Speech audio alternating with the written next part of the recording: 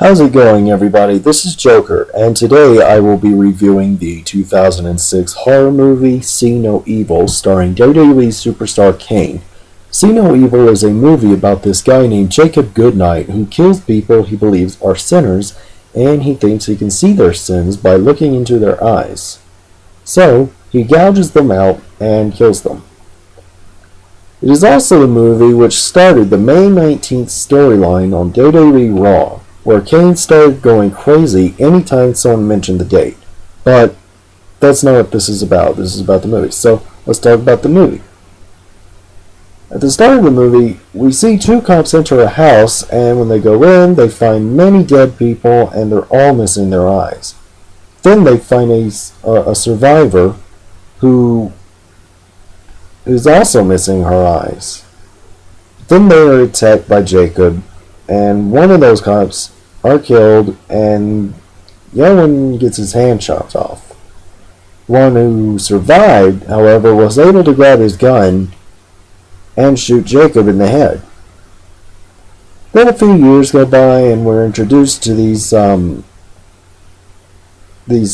juvenile delinquents who are being taken to this abandoned hotel to clean it up so it can be reopened and turned into a homeless shelter. The cop from the beginning of the movie turns out to be their warden.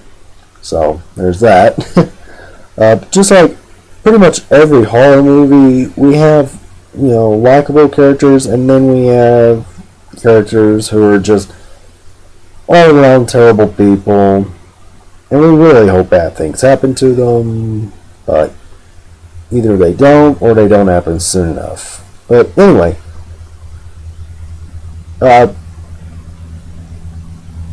some of them start talking about there being a safe somewhere in the hotel.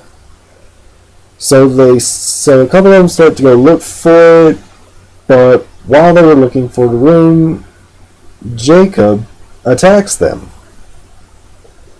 And once the cop finds out they're all being attacked, he realizes that it must be Jacob. But unfortunately, shortly after finding that out, he gets killed by having a hook go through his throat. So, yeah. Probably one of the goriest parts of the movie. Not the goriest, but it's one of the goriest. But anyway, then later on, one of the teens are then kidnapped instead of killed, and it's because she has these religious tattoos, like crosses and stuff. And then we find out the owner of the hotel is actually Jacob's mother. And it turns out she bought that cop from the beginning of the movie there to get revenge on him shooting Jacob. And the juvenile delinquents are just bonuses, pretty much. And as she's getting ready to kill the girl that Jacob kidnapped, Jacob decides to grab her by the head and impale her head first into a spike that was on the wall. Then, the girl manages to escape along with two other survivors, and they get the upper hand on him, and they stab him in the eye with a pipe and throw him out of the window. Then they leave the building and just pretty much go on to live with their lives. They just go on and live happily ever after. After the credits, a dog shows up and, pisses in the hole where Jacob's eye used to be. Great ending. Alright. Thoughts. Well, the movie itself isn't really that great. But at the same time, it's not terrible. It's so-so. It's definitely one of WWE's better movies, in my opinion. My favorite one is the first Condemned.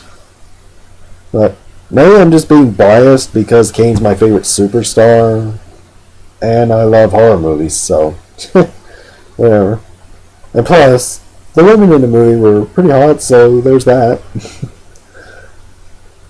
don't really know what more to say about this movie. Not really sure if I'd really recommend it. Maybe if you're a fan of WWE's movies, or if you're bored and have nothing better to do, or if you just really want to have a big movie collection or whatever, if you just want to add it to your collection, then go for it. But other than that, yeah. Anyway, I'm Joker. Thank you for watching my review. Be sure to watch my next one and my previous ones. And if you haven't already, please subscribe. Be sure to follow us on Twitter at Arc of Wrestling and like our page on Facebook. Goodbye.